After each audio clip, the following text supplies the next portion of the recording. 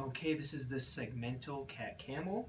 So hands under the shoulders, knees under the hips, and you're going to keep the arms nice and straight. And you can start by tucking the hips and let that spread slowly to the rest of the spine. And then you can even get the cervical spine involved by tucking the chin. And then, once you maxed out, you can untuck the hips while trying to maintain the rest. Slowly let that droop spread.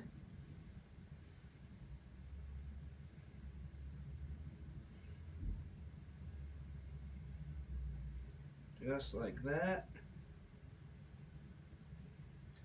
And then you can start from the other end. So maintain that lumbar arch. And we're going to go here.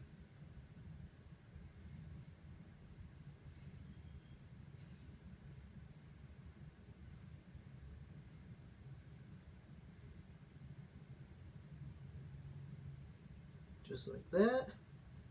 And then we can start again from the top.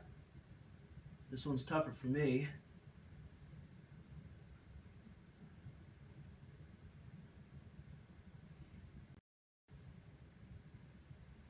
Just like that.